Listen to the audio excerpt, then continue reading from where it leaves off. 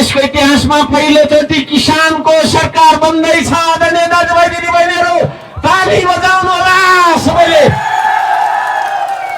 पहिलोचोटि तपाईहरु जाग्न तयार हुनुहुन्छ हो? म विश्वास गर्छु, किनभने आज तपाई जाग्न नचाहने हो भने यहाँ आएर यो चौरीमा तपाई यसरी बसिरहनु हुन्न थियो। चाखी चाखी चाखी चाखी कसी लगाई लगाई नुन र सुनलाई चिने जस्तो तरिकाले तपाईले मान्छेलाई चिनेर भोट हाल्नुपर्छ। छैन छैन छैन यो देशमा। विदेशबाट ऋण लिली, त्यो लिएको ऋण पनि सदुपयोग नगरेर आधाले विकास गरी टोपल्ने, आधाले आफ्नो निजी घर जोड्ने र जग्गा किन्ने मान्छेहरूलाई तपाईले नेता सम्झेर हुन्छ। अब मिडिया मार्फत म सम्पूर्ण 3 करोड नेपालीलाई प्रश्न गर्न चाहन्छु, चिचाई प्रश्न गर्न चाहन्छु दिक्तेलबाट। आज को नाममा, गरित्यो युद्धको नाममा हजारौं हजार मान्छे तपाईको छोराछोरीलाई मारेर उसको रगतमा टेकेर सत्ताको कुर्सीमा बस्ने मान्छे नेता हुन सक्छ? ती मान्छेहरू जसलाई हामीले नेता भन्यौं उनीहरू न्यूनतम मानव पनि थिएनन्, न्यूनतम मान्छे पनि थिएन। त्यस्ता फटाहरूलाई, त्यस्ता तपाईको छैन भ्रष्टहरूलाई, त्यस्ता बेइमानहरूलाई, त्यस्ता देशद्रोहीहरूलाई कति वर्षसम्म बोक्ने तपाईहरुले? म नेपालीहरूलाई प्रश्न गर्न चाहन्छु, कति वर्षसम्म बोक्नुहुन्छ तपाईहरुले? है त्यसैगरी सतीनाथ छामीलाई पनि आसन ग्रहण गरिदिनुहुन हार्दिक अनुरोध गर्दछु। त्यसैगरी अत्यन्तै ठुलो आसन ग्रहण गरिदिनुहुन हार्दिक अनुरोध गर्दछु देखिरहनु भएको र सम्पूर्ण पत्रकार मित्रहरूलाई एकमुष्टमा आसन ग्रहण गरिदिनुहुन हार्दिक अनुरोध गर्दछु।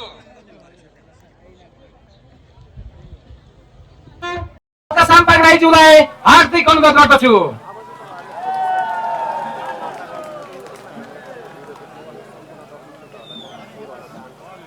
मैले सेवा ढोक गरिसके।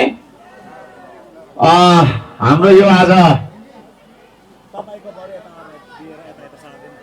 संगठन विस्तार तथा आम सभा भनेर चाहिँ एउटा ब्यानर पछाडि हामीले राखेका छौं। यो ब्यानरमा भइराखेको कार्यक्रमको अध्यक्षज्यू यहाँ खोटाङ जिल्लाका जिल्ला संयोजक हाम्रो प्रताप राईज्यू,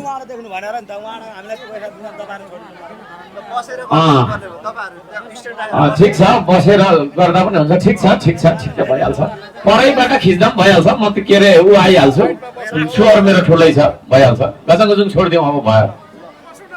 र यो श्रम संस्कृति महाअभियानमा विभिन्न तहमा हामीले श्रमदाताहरू बनाएका छौं। केन्द्र तहमा अलिक ठुलो ढुङ्गा उचाल्न सघाउने, हाम्रो त यो भाषण गर्ने पार्टी होइन है। ढुङ्गा ठुल्ठुलो उचाल्ने, काम गर्ने सिकाउने, काम गरेर देशलाई फुलाउने फलाउने पार्टी हो। त्यसले गर्दाखेरि केन्द्रमा ठुल्ठुलो ढुङ्गा उचाल्न सघाउने हाम्रा केन्द्रका साथीहरू र जिल्लामा पनि ठुल्ठुलो ढुङ्गा उचाल्दै हुनुहुन्छ होला हैन? जिल्लाका ठुल्ठुलो ढुङ्गा उचाल्ने श्रमदाताहरू, अघिल्तिर बस्नुहुने श्रमदाताहरू र यहाँनिर चाहिँ उपस्थित हुनुहुने सम्पूर्ण यहाँका स्थानीय आमा बुवा दाजु भाइ दिदी बहिनी भान्जा भान्जी र जेन्जीहरू, यहाँहरू सबैजनालाई हार्दिक माटो प्रेमी अभिवादन, जय श्रमदान भन्न चाहन्छु। सबैले भनौँ एकचोटि, जय श्रमदान भनौँ।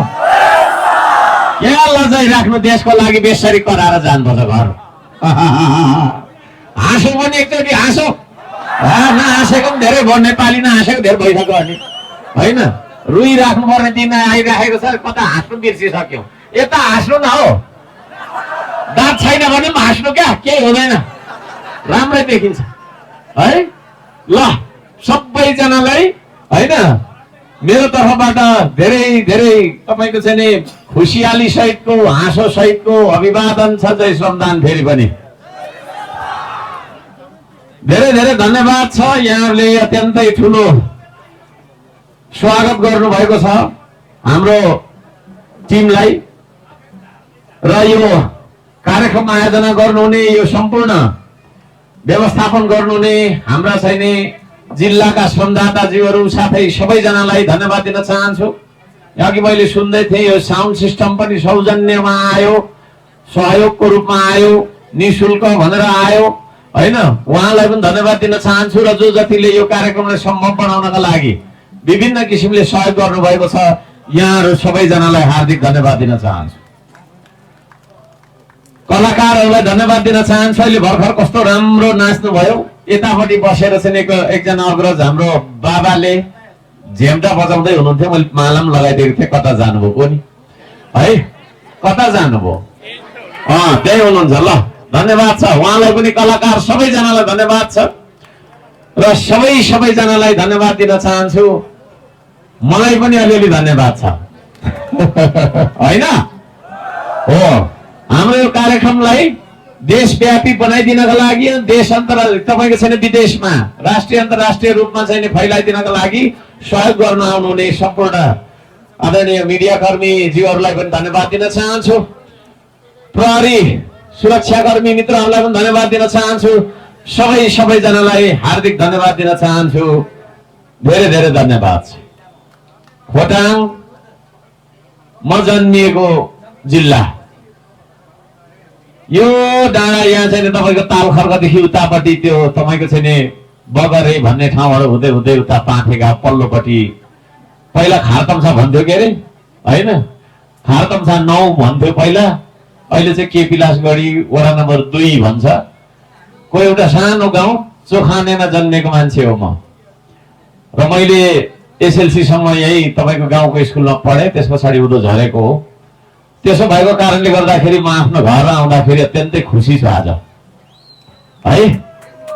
सबैजनालाई धन्यवाद दिन चाहन्छु। तपाईहरुले यत्रो धेरै माया देखाइदिनु भएको छ। अघि भर्खर नारा लाउँदै हुनुहुन्थ्यो, हर्क आऊ देश बचाऊ भन्दै हुनुहुन्थ्यो। म चाहिँ भन्छु श्रमदाता आऊ देश बचाऊ है।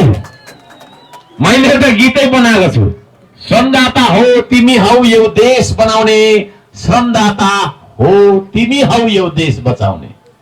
त्यसो भएको कारणले गर्दाखेरि हर्क आऊ देश बचाऊ भन्दाखेरि हर्क पनि एउटा श्रमदाता भएको कारणले ठिक छ हैन, म त्यसलाई स्वीकार्छु। तर श्रमदाता आऊ देश बचाऊ, श्रम संस्कृति आऊ देश बचाऊ। एकचोटि त्यसो बनाउँ त सबैले, श्रमदाता आऊ देश बचाऊ भन्नुस् त।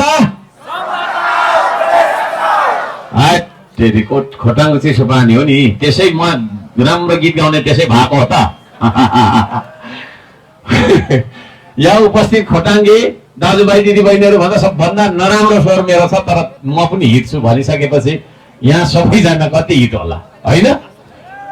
फेरि यसो भनौँ त, श्रम संस्कृति आऊ देश बचाऊ भनौँ त जोडले। हेर्नु न कस्तो सुरिलो भाकामा गएको होइन। यहाँहरू सबैजनालाई धन्यवाद दिन चाहन्छु। यही खोटाङको माटोमा जन्मिएको मान्छे म, यही खोटाङको धुलो र हिलोमा खेलेर हुर्केको मान्छे म।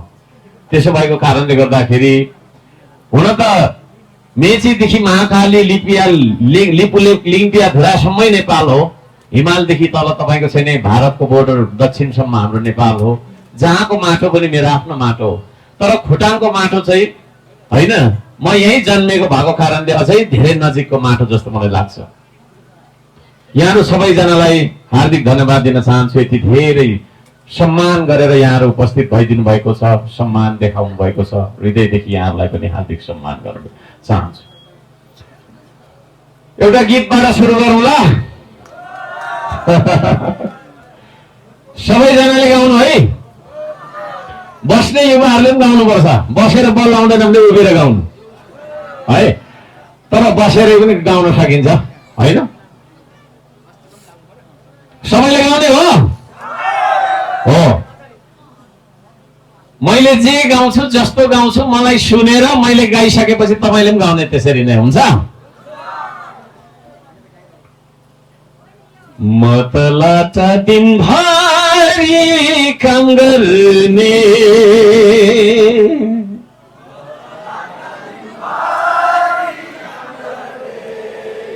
तिम्ता बाछा दिनभरि गफ गर्ने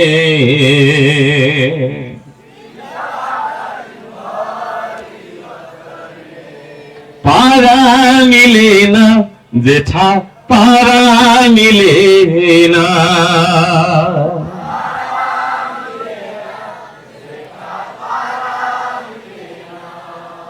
तिमी गनाउँछौ विदेशी तर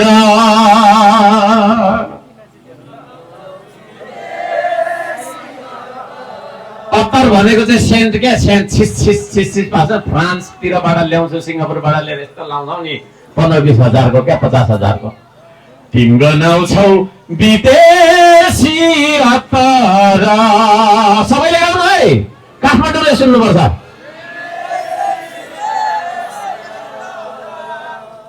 असिन पसिन मत हजुर हिलोमा लटपट सबैले गाउनु होला यताकोले गाएको छैन कि यसो गरौँ त गाइराखेको रहेछ पारा मिलेन मैला पारा मिलेन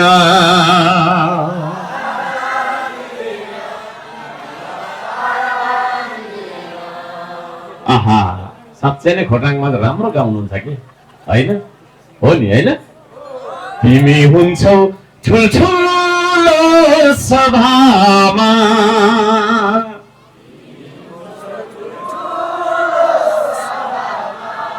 म चाहिँ हुन्छु भिरा र पाखामा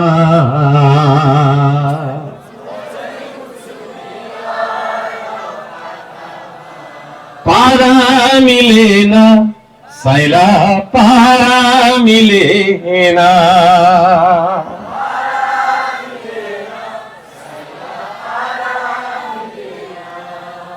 साँच्चै नै आदरणीय दाजुभाइ दिदीबहिनीहरू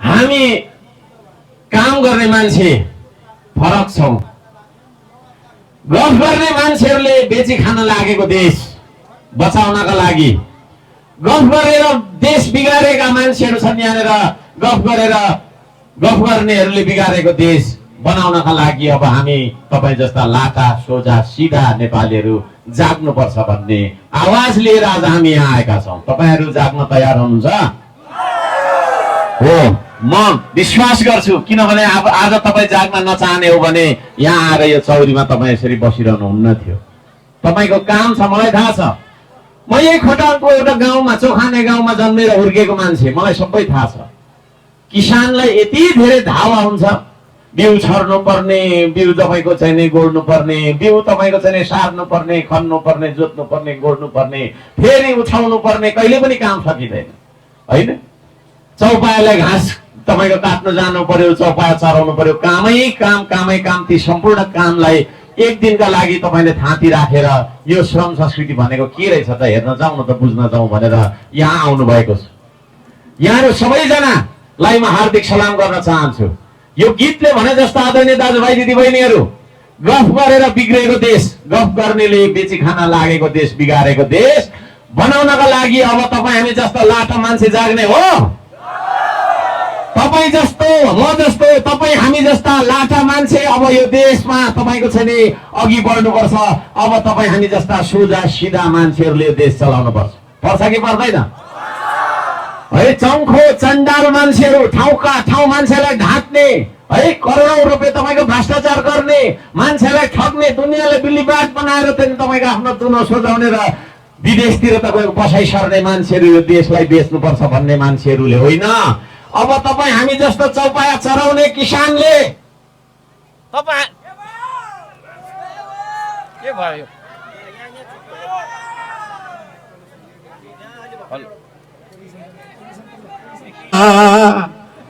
अलि हाँसिदेऊ न ऊर्जा मन्त्रीले हाँसिदेऊ अलिक हाँसिदेऊ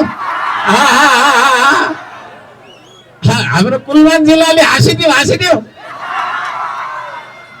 नचाहिँदो काम डरले फुरफुर ए फेरि आएछ है केही छैन सुन्नु होला सबैजनाले है हामी जहाँ जान्छौँ लाइन काटिन्छ र डर आउँछ साथीहरू, ए के गर्ने, तर हामी डराउँछौँ हामी डराउँदैनौँ। हो, देश गफ गर्नेले बिगारेको देश तपाईँ हामी जस्ता किसानले बनाउनु पर्छ। अब तपाईँ तयार हो? तपाईँ हामी जस्ता मजदुरले बनाउनु पर्छ। अब तयार हो? तपाईँ हामी जस्ता श्रमिकले बनाउनु पर्छ। अब तयार हो हामी? यदि त्यसो हो भनेदेखि तपाईँको छैन, अब हाम्रो सरकार बन्छ यो देशमा। यो देशको इतिहासमा पहिलोचोटि किसानको सरकार बन्दैछ। आदरणीय दाजुभाइ दिदीबहिनीहरू, ताली बजाउनु होला सबैले। पहिलोचोटि यो देशमा गोठालाको खेतालाको सरकार बन्दैछ। ताली बजाउनु पर्छ। मजदुर दुखी गरिबको सोझा निमुखाको सरकार पहिलोचोटि यो नेपालको इतिहासमा बनाउँदैछन्। श्रम संस्कृतिले त्यो सरकार तपाईँको सरकार हो। ताली बजाउनु पर्छ सबैजनाले।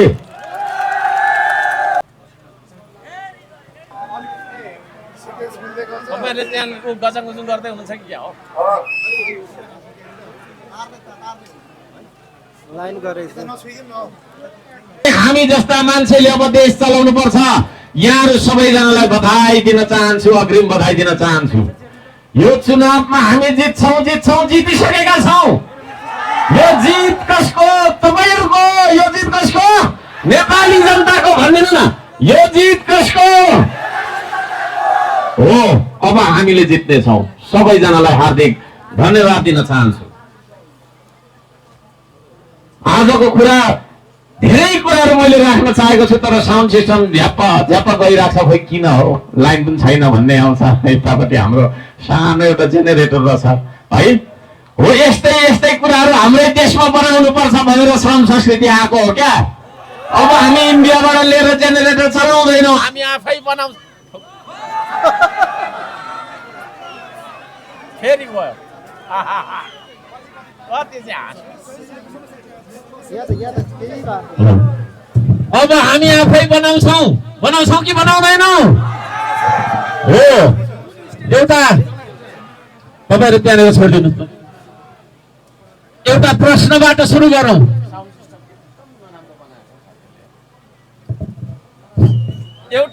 एउटा प्रश्नबाट सुरु गरौँ। आजको कुरा हुन्छ,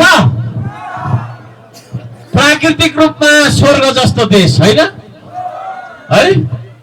त्यहाँ माथि ट्याम्के, त्यो ट्याम्के भन्दा मास्तिर अझै हिमाल है, पहाड, तराई, वन जङ्गल, नदी नाला, ताल तलैया, खनिज सब थोक भएको देश। प्राकृतिक रूपमा स्वर्ग जस्तो देश छ कि छैन हाम्रो? यो स्वर्ग जस्तो देश, प्राकृतिक रूपमा यति धनी देश, आज आर्थिक रूपमा हामी गरिब किन भयौं? एउटा प्रश्न गर्न चाहन्छु, कसैले मलाई उत्तर दिनु त? के भएर हो? नेता ठिक नभएर हो? देश बनाउने मान्छे ठिक नभएर भन्नुभयो, नेता ठिक नभएर भन्ने कुरा आयो। अब स्वर्ग जस्तो देश गरिब किन भयो भन्दा नेता ठिक भएन भनेर आयो होइन र? सबैले त्यही भनेको हो, पछाडितिरको जेनजीहरूले पनि त्यही भनेको हो। नलजाइकन आज हामी बात मार्छौँ। मेरो मात्रै कुरा सुन्नुपर्छ भन्ने छैन। केही कुरा म तपाईँलाई सोध्छु, तपाईँको उत्तर सहित हामी कुरा गर्छौँ। हो, पक्कै पनि नेता ठिक भएन। किन नेता ठिक भएन त भन्दाखेरि होइन, हामीले नेताको गुण भएको मान्छेलाई हामीले चुनेनौँ। नेता हुनको लागि आदरणीय दाजुभाइ दिदीबहिनीहरू, नेतासँग कहाँ जाने, के गर्ने, कसो गर्ने भन्ने दृष्टिकोण हुनुपर्छ, जसलाई इङ्ग्लिसमा भन्छ भिजन।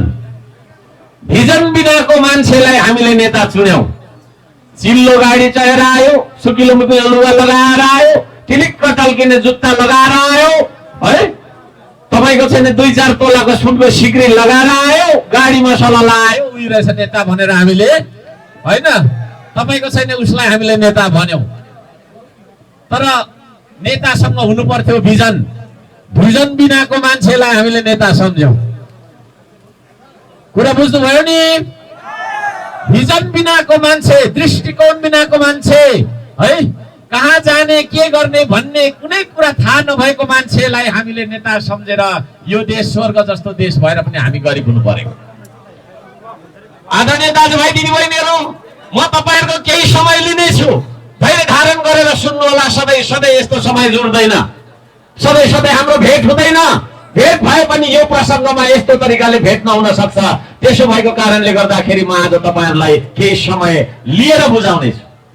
तपाईहरुले बुझेर जानुपर्ने छ र तपाई गएको गाउँमा तपाईले अरूलाई पनि बुझाउनु पर्ने छ। नेता भनेको त भिजन भएको हुनुपर्ने रहेछ भनेर बुझाउनुपर्छ। हाम्रो देशको मान्छेमा, हाम्रो देशको नेतामा भिजन छैन भन्ने कुराको प्रमाण कसरी थाहा हुन्छ भने हाम्रो देशको मान्छे, हाम्रो देशको नेताले समस्याको पहिचान गर्न सक्दैन। के हो त समस्या भनेर समस्याको ठिकसँग पहिचान गर्न सक्दैन। पहिचान गर्न सके पनि, मुस्किलले पहिचान गर्न सके पनि त्यसको समाधान के हो भन्ने उसलाई थाहा हुँदैन। समाधान के हो भन्ने समस्या नचिन्ने मान्छे नेता हुन सक्दैन। समस्या यो हो भनेर थाहा भएर उसको त्यो समस्याको समाधान के हो भनेर दिन नसक्ने मान्छे नेता हुन सक्दैन। समाधानको उपाय गर्न नजान्ने मान्छे, समाधान गर्न नजान्ने मान्छे, उपाय थाहा नभएको मान्छेलाई नेता भन्न मिल्दैन। तर हामीले त्यस्तो मान्छेहरूलाई नेता भनिरहेनौँ। तपाईहरुलाई के लाग्छ, हो कि होइन? हो। कुनै एउटा समस्या छ भने त्यो समस्यालाई समाधान गर्नको साटो त्यो समस्यालाई एजेन्डा बनाएर जहिले जहिले भोट माग्न आउने अनि चुनावमा भोट जितेर गएर फेरि अर्कोचोटि पनि त्यही समस्या देखाएर आउने, त्यस्ता खालका मान्छेहरूलाई हामीले नेता सम्झ्यौं। त्यसो भएको कारणले गर्दाखेरि हाम्रो देश समृद्ध बन्न सकेन। प्राकृतिक हिसाबले सबै थोक भएर पनि हाम्रो देशमा तपाईको छैन दुई छाक खान सक्ने गरेको हाम्रो आर्थिक जो हामीले गर्न सकेनौं। आदरणीय दाजुभाइ दिदीबहिनीहरू, भिजन भएको मान्छे, दृष्टिकोण भएको मान्छेलाई हामीले नेता सम्झनुपर्छ। नुनिलो गुण नभएको चिजलाई हामीले नुन भन्न मिल्छ? पहेँलो देख्दैमा सबै कुरा सुन हुन्छ र? हो। नुन हुनका लागि चाख्दाखेरि नुनिलो हुनु पर्यो है। सुन हुनको लागि पहेँलो देखिएर मात्रै भएन हैन। आगोको छेउमा लाँदाखेरि तपाईको चाहिँ पिल्सेर गइहाल्यो, खुइलेर गइहाल्यो, त्यो सुन हो होइन। त्यसो भएको कारणले गर्दाखेरि आदरणीय दाजुभाइ दिदीबहिनीहरू, अबको दिनहरूमा तपाईहरुले आफ्नो प्रतिनिधि चुन्दै गर्दा, चुनावहरूमा स्थानीय होस् या तपाईको चाहिँ माथिको निकायको प्रदेश र संघको चुनाव होस्, त्यसको प्रतिनिधि उम्मेदवार चुन्दै गर्दा अब तपाईहरुले चाखी कसी लगाई नुन र सुनलाई चिने जस्तो तरिकाले तपाईले मान्छेलाई चिनेर भोट हाल्नुपर्छ। हो। अब हामी तपाईको चाहिँ पहिला जस्तो गर्दैनौ। गुण भएको मान्छे, नेतृत्व भएको मान्छेलाई हामीले नेता सम्झिनुपर्छ। नेतृत्वको गुण भएको मान्छेलाई हामीले नेता सम्झिनुपर्छ। तर हामीले चुनेका नेताहरू कस्ता खालका नेताहरू भए त भन्दाखेरि नेतृत्वको गुण नभएका नेताहरू भए। उनीहरूसँग भिजन त थिएन। उनीहरूसँग तपाईको चाहिँ केही थिएन, समाधान गर्ने कुरा त थिएन। उल्टो उनीहरूले के गरिदियो भन्दाखेरि तपाईको टाउकोमा, मेरो टाउकोमा, हाम्रो सन्तानको भविष्यमा ऋणको भारी बोकाइदिए। विदेशबाट पैसा लिएर बाटो बनाउँछु भन्ने मान्छे नेता हुन सक्दैन। आदरणीय दाजुभाइ दिदीबहिनी, नेता हुन सक्दैन है। तपाईले दुई छाक टार्नका लागि छिमेकीको तपाईको घरबाट पैसा मागेर सधैँ सधैँ भात खान्छु र लुगा लाउँछु भन्नु मिल्दैन। जसरी हामी हाम्रो घर त्यसरी चलाउन सक्दैनौँ ऋणको भरमा, त्यसै गरी विदेशी ऋणको भरमा कर्मचारीलाई तलब दिनेदेखि लिएर सानातिना बाटादेखि यो सम्पूर्ण विकासका तपाईको योजनाहरू सबै ऋणको भरमा गर्ने मान्छेलाई हामीले नेता भन्न मिल्दैन। त्यसो भएको कारणले गर्दाखेरि आदरणीय दाजुभाइ दिदीबहिनीहरू, हामीले गलत मान्छेहरूलाई चुनिरहेका छौँ। अहिलेदेखि होइन 70 वर्षदेखि उनीहरूको कुरा सुनेर हामीले गलत मान्छेहरूलाई चुनिरह्यौँ। जुन मान्छेहरूसँग कसरी समस्या समाधान गर्ने भन्ने उपाय छैन यो देशमा।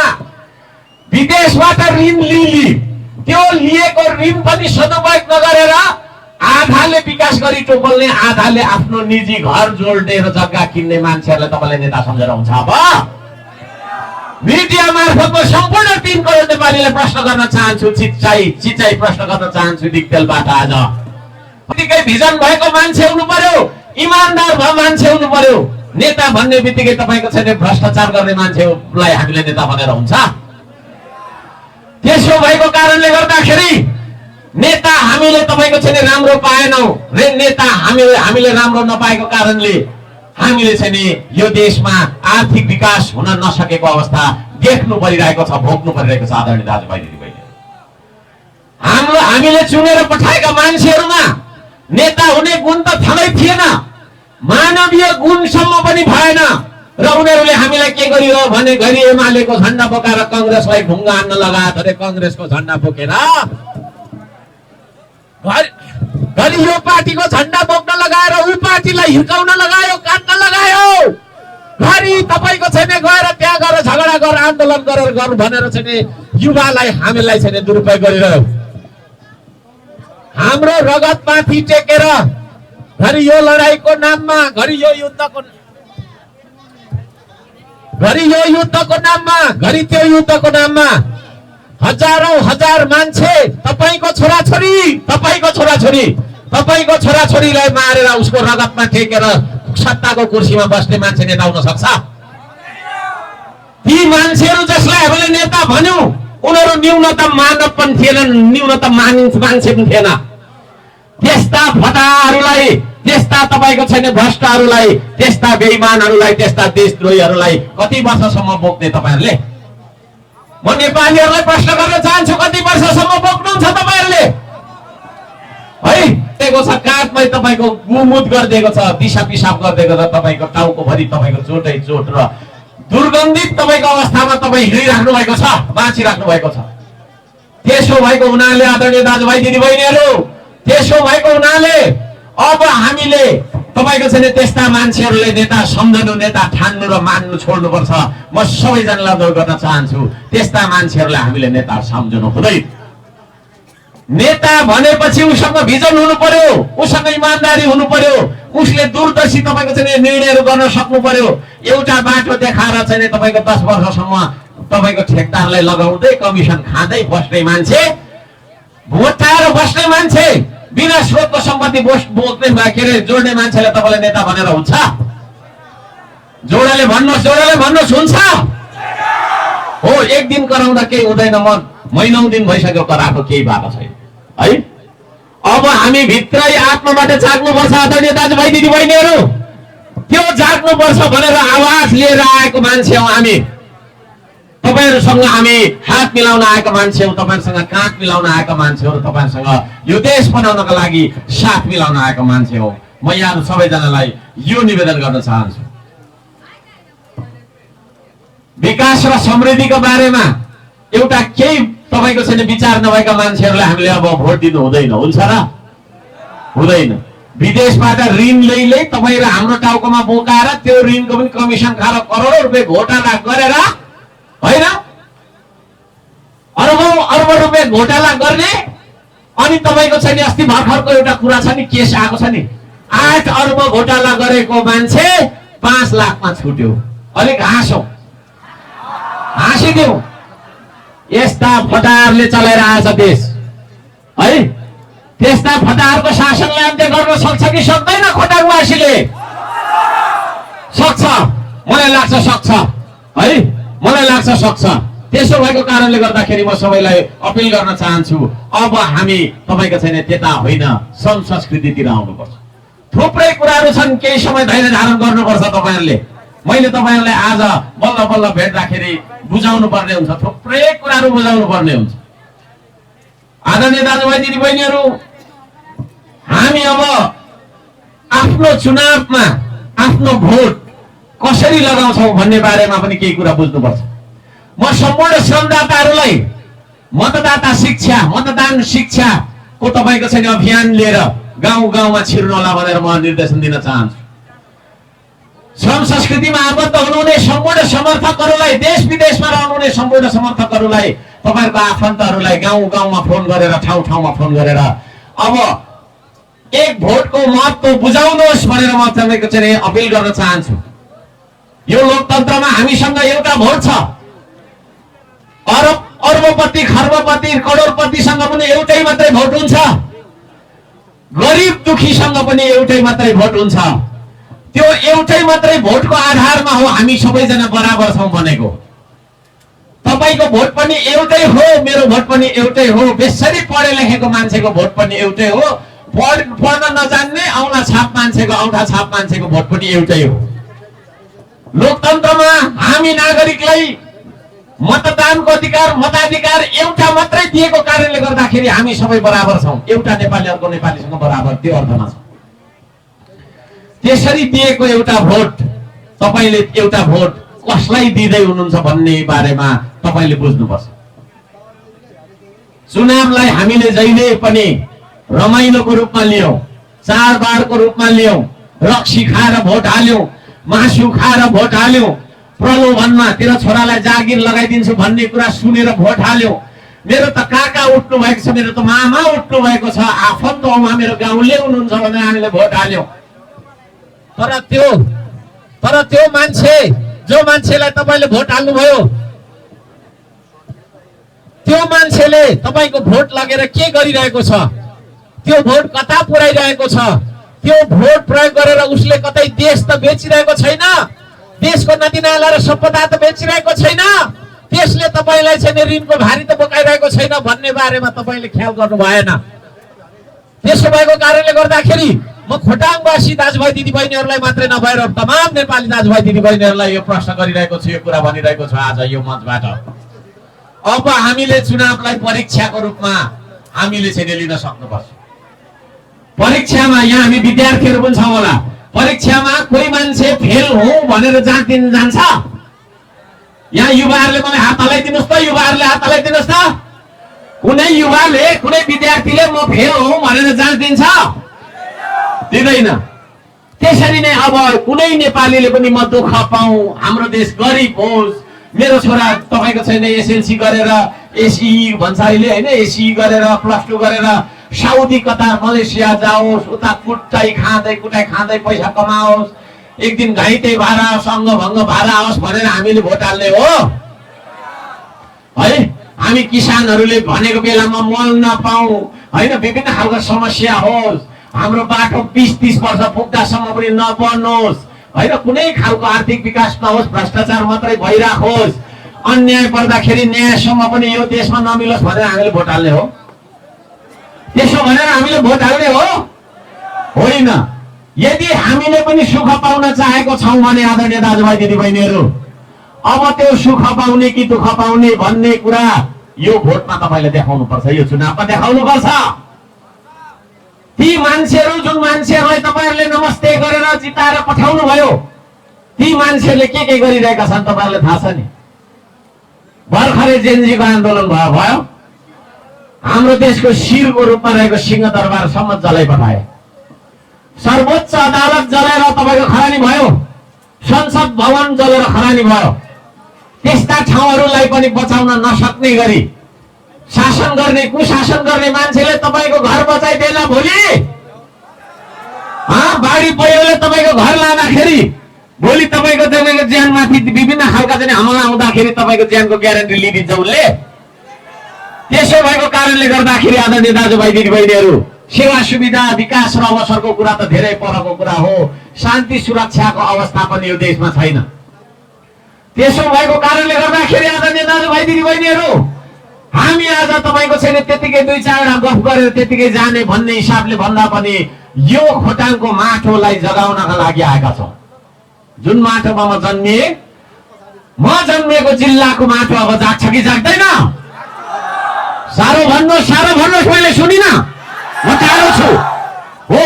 अब जाग्नुपर्छ, यो तपाईको चाहिँ खोटाङ जाग्नुपर्छ भनेर खोटाङलाई जुरुक्कै उठाउन आएको हो हामी। त्यसो भएको कारणले गर्दाखेरि आदरणीय दाजुभाइ दिदीबहिनीहरू, तपाईहरु बेला बेला कराइरहनु पर्छ। म जसरी यहाँ चिच्चाइरहेको छु त्यसरी नै चिच्चाउनु पर्छ। तयार हो? यता मास्तिर तयार हो? अब म केही समय तपाईहरुको चाहिँ लिनुपर्छ, मैले त्यही समय मैले लिनै नै पर्छ।